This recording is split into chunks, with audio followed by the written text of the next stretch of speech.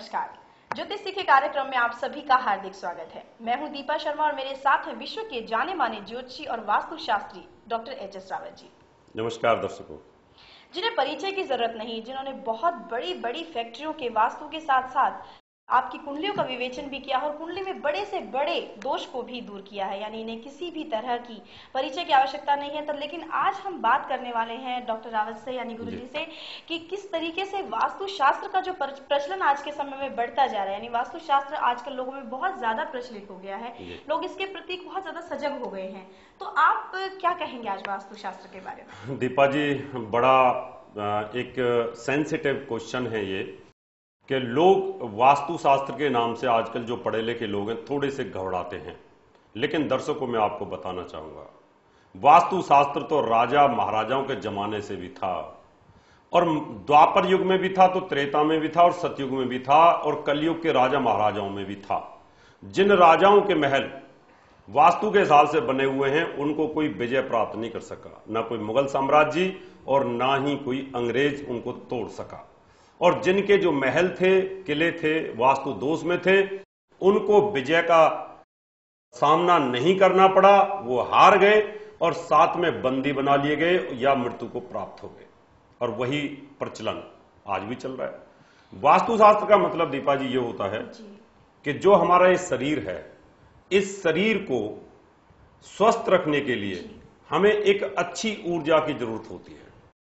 और अगर आपको अच्छी ऊर्जा मिलती है उस घर में, उस फैक्ट्री में, ऑफिस में, दुकान में, हॉस्पिटल में, तो बहुत अच्छा चलेगा। अगर वहां पर नेगेटिव ऊर्जा होती है तो वो चीज चलती नहीं है। आप देखिए कितने हॉस्पिटल ऐसे हैं इनमें कोई व्यक्ति अगर चला जाता है जाकर के मृत्यु को प्राप्ति होता है। जी बिल्कुल, बहुत सारे सुनने में आता है कि इस हॉस्पिटल में मत जाइए, नहीं तो जरूर मरोगे। कितनी बार देखने में आता है कि आपका बच्चा पढ़ने में इंटेलिजेंस है, आप स्कूल में पढ़ाओगे तो वो कहीं ना कहीं फेल हो जाएगा। जी। इसका मतलब किसी न किसी के साथ ऐसा योग जुड़ा हुआ है। आप जिस घर में चले जाते हैं उस घर में कहीं ना कहीं तुरंत मृत्यु हो जाती है, या बीमारी रहनी शुरू हो जाती है, या धन की कमी आ जाती है। आखिर क्या रहस्य है? कोई ना कोई तो इसके पीछे। बिल्कुल गुरुजी, यहाँ छोटी सी आपकी बात काटना चाहूंगी। एक बात और भी कही जो दिमाग में मेरे आ रही है, समय आप दर्शकों के दिमाग में भी आ रही होगी कि ठीक है, जहां तक बात आपने कही कि राजा महाराजाओं के समय में वास्तु चलता था, लेकिन आज की अगर हम बात करें तो आज रेजिडेंशियल कॉलोनीज हैं, रेजिडेंशियल अपार्टमेंट्स हैं, वहां पर क्या वास्तु का ध्यान हम रख सकते हैं? बिल्कुल। अगर आप चाहे छोटी सी झोंपड़ी के अंदर भी रहते हैं या झोंपड़ पट्टी में भी रहते हैं, 1 BHK 1 बेडरूम फ्लैट में 2 BHK में रहते हैं, अपार्टमेंट में भी रहते हैं, तो भी आपको वास्तु के हिसाब से ही रहना चाहिए। नहीं तो आपको बहुत बड़ी तकलीफ का सामना करना पड़ेगा। वहां पर बीमारी रहेगी। कई तो वास्तु इतने खराब होते हैं कि वहां बच्चे ही पैदा नहीं होते, और तीसरी पीढ़ी के ऊपर या तो जमीन बिक जाती है, या आपका फ्लैट बिक जाता है, या आपकी कोठी बर्बाद हो जाती है, और आप लगातार परेशानियों में जूझते रहते हैं। ऐसे केस हमारे सामने बहुत सारे कि जहां पर वंश नाश हो जाते हैं, वंश चलता ही नहीं है। आप पूछना चाहेंगे कुछ? जी बिल्कुल पूछना चाहूंगी। यहाँ पर आपको मैं, जैसे आपने अभी कुछ बात कही तो वहां मेरी जिज्ञासा थोड़ी सी और बढ़ गई।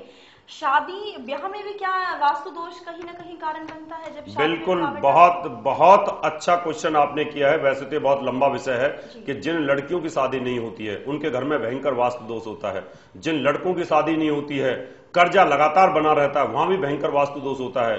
लगातार बीमारियां बनी रहती हैं, बच्चे पढ़ते नहीं हैं, बच्चों को पैदा होते ही मोटे मोटे चश्मे लग जाते हैं, वहां पर भी वास्तु दोष बना होता है। फैक्ट्री में जाते ही मन नहीं लगता है आपका, वहां पर भी भयंकर वास्तु दोष होता है। हॉस्पिटल बना लिया है लेकिन राजनीति में चले गए, दिल नहीं लगता हॉस्पिटल में, वहां भी बहुत भयंकर वास्तु दोष होता है। आपने कोई नर्सिंग होम चलाया, कोई होटल चलाया, वहां जाने की इच्छा नहीं होती है। आपने कोई बुटीक का काम खोला है, आप कोई भी स्टूडियो खोल के बैठे हैं, लेकिन जाने की इच्छा जहां पर नहीं होती है वहां पर नेगेटिव ऊर्जा होती है, और उस नेगेटिव ऊर्जा से आपको भय लगता है, डर लगता है। इसलिए वास्तु को परफेक्ट आपको कर लेना चाहिए कि जितना आपका स्वस्थ शरीर है, इस स्वस्थ शरीर को स्वस्थ रखने के लिए आपको घर के अंदर, ऑफिस के अंदर, दुकान के अंदर, फैक्ट्री के अंदर एक अच्छे वास्तु की जरूरत होती है। इसलिए वास्तु का रोल उतना ही है जितना हमारा जीवन है।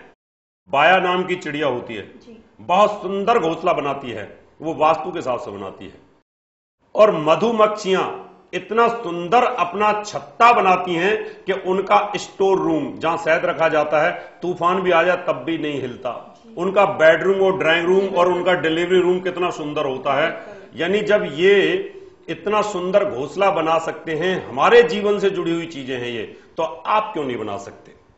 बिल्कुल, ये तो बहुत ही अच्छी बात आपने बताई, जो ये चिड़िया के घोंसले वाली बात कही। तो यानी कहीं ना कहीं पशु पक्षियों में भी ये वास्तु का ज्ञान होता है। और अभी जानती रहूंगी आपसे, जरूर मैं जानूंगी कि और क्या हो सकता है, या किस तरीके से हम छोटी जगह में भी वास्तु का ध्यान रख के अपने जीवन को कैसे सुचारू रूप से चला सकते हैं। लेकिन आज के लिए फिलहाल इतना ही। और साथ ही आपको बता दूं कि हमारे विद्यालय में एडमिशन खुल चुके हैं। अगर आप भी वास्तुशास्त्री बनना चाहते हैं या बहुत अच्छे ज्योतिषी बनना चाहते हैं तो हमारे विद्यालय में एडमिशन के लिए संपर्क कर सकते हैं। और चलिए फिलहाल के लिए आज इतना ही। कल फिर होंगे आपके सामने हाजिर, तब तक के लिए नमस्कार। नमस्कार। मैं अजय गोस्वामी, पेशे से एक डॉक्टर हूं। 2 साल पहले मैंने एक घर लिया, घर के लिए मुसीबत ले लिया और कई तरह की परेशानियों का सामना मुझे करना पड़ा। एक बार गुरुजी का मैं प्रोग्राम देख रहा था टीवी पे, वास्तु के संबंध में वो बता रहे थे, तो मुझे लगा कि नहीं, वास्तु दोष ही है हमारे घर में। फिर मैं गुरु से अपॉइंटमेंट लेकर के वास्तु चेक कराया, फिर उन्होंने वैज्ञानिक तरीके से उपाय बताया और मैं उस पर अमल किया और उस दिन के बाद मेरे घर में फिर खुशियां आने लगी।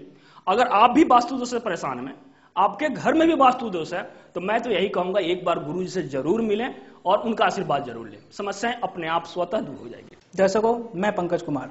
मैं अपनी जॉब को लेके बहुत परेशान था।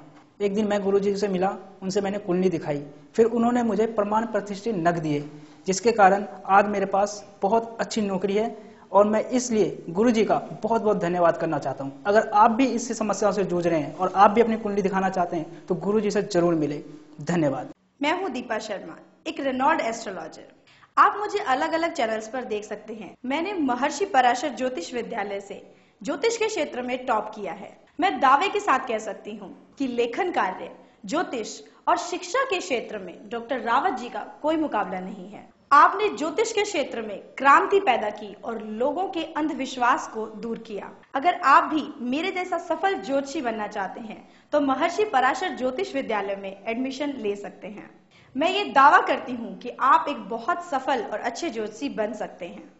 विद्यालय में एडमिशन ओपन है और आप एडमिशन के लिए संपर्क कर सकते हैं। हमारे नंबर हैं दिल्ली 09811006314, नोएडा 09999896090, मुंबई 09820114429, चंडीगढ़ 09814022886, लुधियाना 09814630818। प्रिय दर्शकों, अगर आप डॉक्टर एच.एस. रावत जी द्वारा लिखित 10 पुस्तकें मंगवाना चाहते हैं तो 10 किताबों का मूल्य 2100 रुपए और फलित ज्योतिष की 22 सीडीज का मूल्य 3100 रुपए वीपीपी, डीडी, मनी ऑर्डर या हमारे एसबीआई बैंक अकाउंट नंबर 303402464666 में जमा करा के मंगवा सकते हैं। दर्शकों, अगर आप अपनी कुंडली दिखाना चाहते हैं 3100 रुपए, घर का नक्शा व वास्तु विजिट या पूजा पाठ करवाना चाहते हैं तो आप हमें निम्न पते पर संपर्क कर सकते हैं। हमारा दिल्ली का पता है महर्षि पराशर ज्योतिष विद्यालय, C9 महिंद्रा पार्क, पंखा रोड, नई Delhi 59। Phone number 25638157, mobile number 9212296090, website www.drhsrawat.com। हमारा मुंबई का पता है महर्षि Parashar Jyotish Vidyalaya, flat number 201, Anand Vihar building, Bajaj road, Vile Parle west, Mumbai 56। Phone number 02226707930, mobile number 9820114429।